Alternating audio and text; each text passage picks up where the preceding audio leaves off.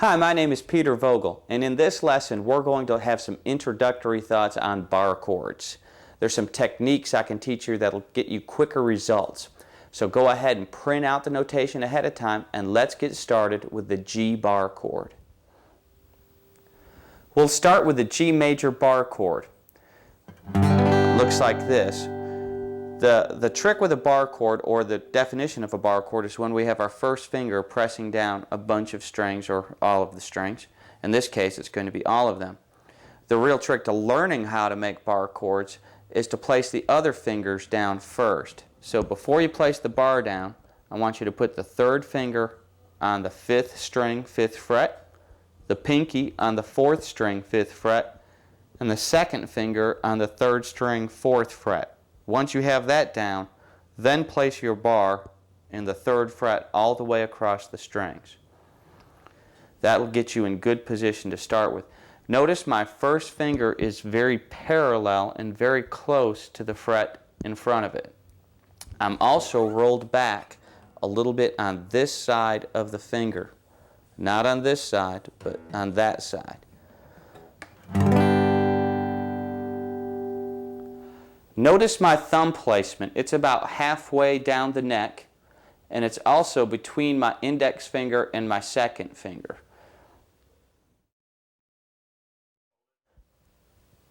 You may also want to play around with the height of your index finger. It's going to be different for every hand size, but mine's a little over the top. Yours might be a little bit higher or a little bit lower. One of the things you want to look at is where the creases fall on your finger. Are they directly on a string or not? Because if they're directly on a string, it's going to mute that string. That's what you don't want. So play around with the height of your index finger. Now let's learn the 4 most important bar chord shapes you'll ever learn. So we've already learned G major, so let's start with that. The next one I want you to learn is G minor. We make that by simply lifting up that second finger, and that's G minor. It's actually a hair harder than G major. Both of these chords have a root on the 6th string. That means the note on the 6th string names this chord. G major, G minor. Now let's learn C major. This is going to have your second finger on the 4th string, 5th fret, your third finger on the 3rd string, 5th fret, and your pinky on the 2nd string, 5th fret. And then I'm going to bar across the 3rd fret, all the strings. That's C major.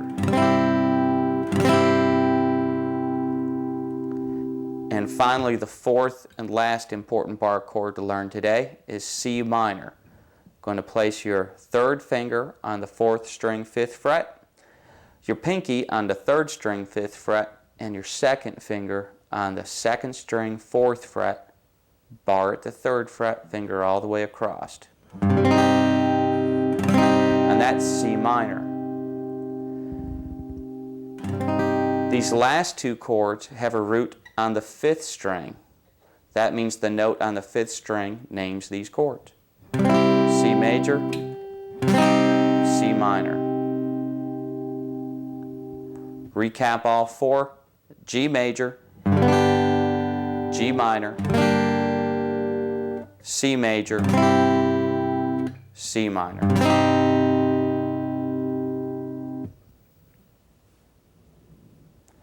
Bar chords may take some patience.